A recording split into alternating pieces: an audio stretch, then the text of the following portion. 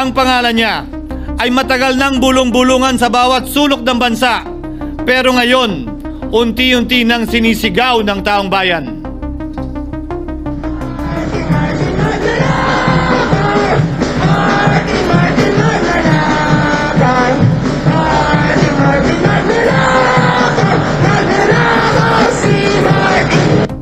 Habang milyon-milyong Pilipino ang umaasa sa PhilHealth para sa libreng gamutan, isang boto mula sa Senado ang nagtanggal ng lahat ng pondo nito at nanguna diyan si former Senate President Francis Cheese Escudero.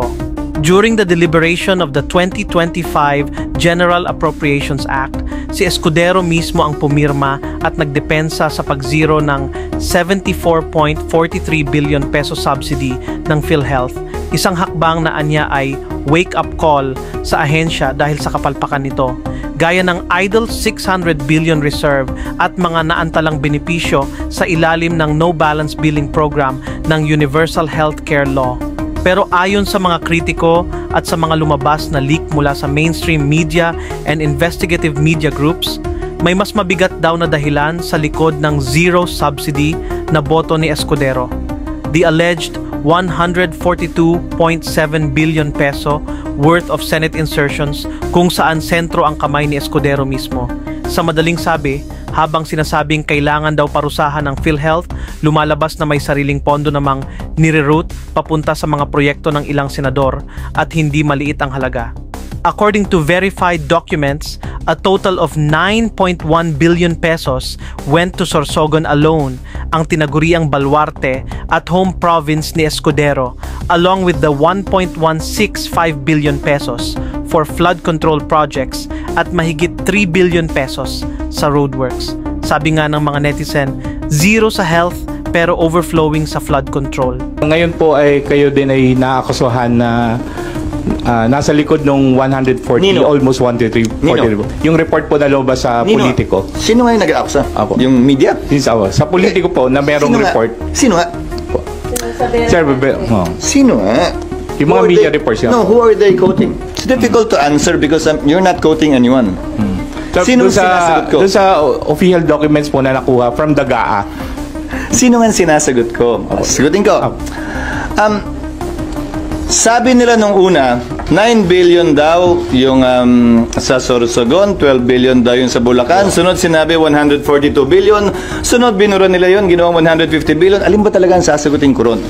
Idinagdag pa ng ulat na may over 5 billion peso worth of contracts cornered by Centerways Construction, kumpanyang pagmamay-ari ng negosyanteng si Lawrence Lubiano, the owner of Centerways, who admitted to donating a total of 30 million pesos of his personal money to Escudero's senatorial campaign in 2022. Matagal ko ng kaibigan at kakilala, siya tumutulong talaga sa amin. Mula't mula pa, nung hindi pa iso to. At tubong Sorsogon talaga siya. SP, sorry. Pero nakakuha siya ng kontrata nung senador na po kayo. At ulitin ko lang, at may any help ba siyang Yung nakuha? mas malaking nakuha niya ay nung wala ako dito. So, wala ako dito nun. Bibigyan namin yung figure sa inyo. Pero nung senador na kayo, SP, nakakuha pa siya ng kontrata po? Hindi ko alam dahil hindi naman niya ako partner sa negosyo. Pero ayon sa mga record, 76% ng mga proyekto ng Centerways ay nasa Bicol at Sorsogon, mismo sa baluarte ni Cheese. Sa depensa ni Escudero, less than 1% lang daw yan ng 545 billion pesos. 1% lang, pero para sa mga kritiko, kahit maliit ang porsyento, malaki ang implikasyon. Ngayon, parehong sina Escudero at Lubiano ay iniimbestigahan ng COMELEC dahil posibleng lumabag sa Omnibus Election Code Section 75 na nagbabawal sa mga kontraktor na mag-donate habang may kontrata sa gobyerno. Si Lubiano ay hindi sumipot sa hearing noong ika-15 ng Setyembre at posibleng makulong ng 1 hanggang 6 na taon at madisqualify pa. Nandiyan din ang testimony ni former Yusek Roberto Bernardo na tumanggap daw si Escudero through a friend ng kickback amounting to 160 million pesos. Paragraph 17 of my aforesaid affidavit, I mentioned that Maynard Ngu and I are close friends and that he was also a close friend and campaign contributor of Senator Cheese Escudero. To add, while I was attending the confirmation hearing of Secretary Bunoan sometime in August 2022, I was summoned by Senator Cheese to his room. When I got there, he told me, hindi na ako bababa sa CA.